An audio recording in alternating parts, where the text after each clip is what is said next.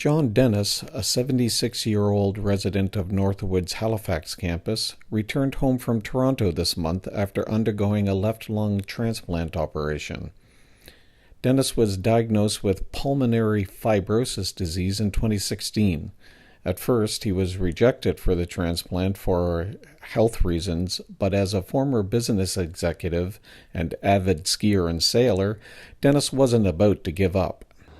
I was determined I was going to get a lung transplant, and I asked Dr. Chason about it, and she laughed and said, "You're too old, you have diabetes, you're too heavy, you won't get one." She said, "The oldest I've ever referred is somebody 73 years old." And I said, "Well, that's great.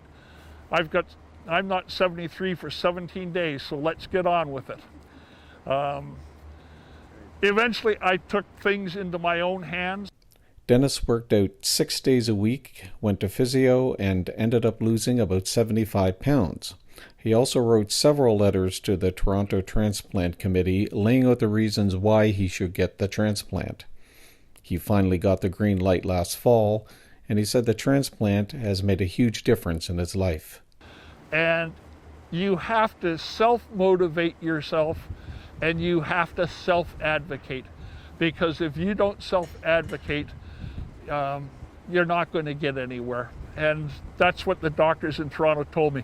The fact that I self-advocated and self-motivated myself to lose the weight, to get in shape, to do my physio.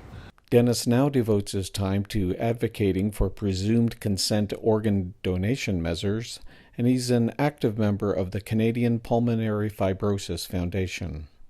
And I was in end stage.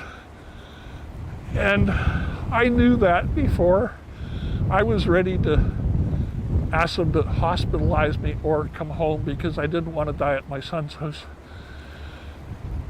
And I just think it's tragic that there are so many people waiting. Dennis is passionate about the need for people to advocate for themselves medically, and he makes the most of every day in the new life his transplant has given him.